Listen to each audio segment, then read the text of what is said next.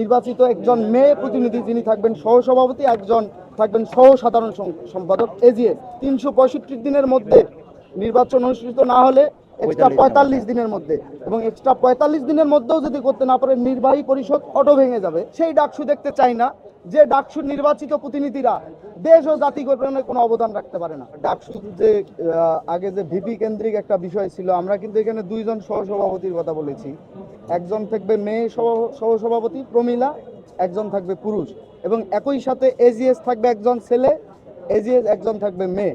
এটাও কিন্তু আমরা মনে করি ডাকসুর যে বিদ্যমান গঠনতন্ত্র, এই আমাদের যে প্রস্তাবনা, ডাকসু যদি নির্বাচিত প্রতিনিধি যদি প্রেসিডেন্ট থাকে, দুইজন সহসভাপতি থাকে, দুইজন এজিএস থাকে, বিশেষ করে নারী যে শিক্ষার অগ্রগতি আপনারা হয়তো বা জানেন, অনার্স মাস্টার শেষ করার পর একজন নারী শিক্ষার্থী যখন হল ছাড়ে, তার যে ঢাকার পরিবেশে আশেপাশে মেসে থাকা বা বাসায় থাকা সে যে সমস্যাগুলো ফেস করে, অনেক সময় দেখা গেল ডাকসুর প্রেসিডেন্ট হোক আর ডাকসুর সহসভাপতি হোক, মেয়েদের বিষয়গুলো তারা হয়তোবা ওইভাবে শেয়ার করতে পারে না। এজন্য আমরা আমাদের প্রস্তাবনায় নতুন সংযোজন করেছি।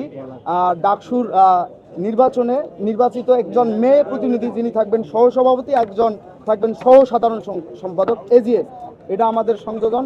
আর আপনারা অনেক মব ক্রিয়েট করার চেষ্টা হয়ে থাকে, বাংলাদেশ জাতীয়তাবাদী ছাত্রদল ডাকসু নির্বাচন চায় কিনা। আমরা তো এখানে গঠনতন্ত্রে এমন প্রস্তাবনা করেছি ডাকসু নিয়মিত ভিত্তিতে করার জন্য 365 দিনের মধ্যে নির্বাচন অনুষ্ঠিত না হলে এক্সট্রা 45 দিনের মধ্যে, এবং এক্সট্রা 45 দিনের মধ্যেও যদি করতে না পারে নির্বাহী পরিষদ অটো ভেঙে যাবে।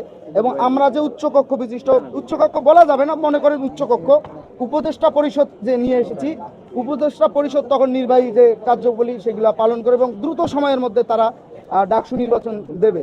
আমরা মনে করি, আমরা সবসময় বাংলাদেশ জাতীয়তাবাদী ছাত্রদল বিশ্বাস করি, আমরা ইতিবাচক কাজ দিয়ে সাধারণ শিক্ষার্থীদের গ্রহণযোগ্যতা অর্জন করতে চাই। সাধারণ শিক্ষার্থীদের আমরা আহ্বান করি, আমরা যদি তাদের কাছে গ্রহণযোগ্য হই তারা আমাদের ভোট দেবে। আমরা যদি গ্রহণযোগ্য না হই তাহলে আমাদের কি কারণে গ্রহণযোগ্য না সেই ভুলগুলো ধরিয়ে দিলে আমরা শুধরানোর চেষ্টা করব। আমরা বিশ্বাস করি ডাকসু নির্বাচন নিয়মিত হোক, এবং আমরা ডাকসু নির্বাচনে যারা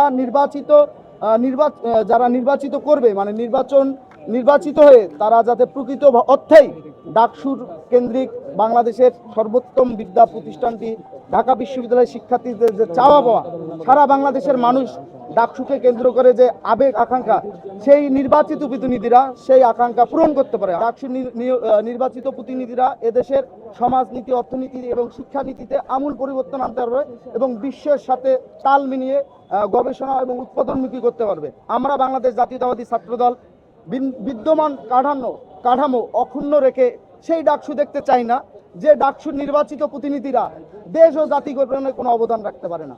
আমরা সেই ডাকসুর নির্বাচিত প্রতিনিধি দেখতে চাই না যারা নির্বাচিত হয়ে দেশের শিক্ষা ব্যবস্থা, শিক্ষার্থীদের যৌক্তিক দাবির পক্ষে কোনো অবস্থান নিতে পারে না। আমরা সেই ডাকসুর নির্বাচিত প্রতিনিধি চাই না যে শুধু ডাকসু নির্বাচিত প্রতিনিধি হয়ে সে শুধু একক পরিচয়ে সে তার পরিচয় বহন করে বেড়ায়।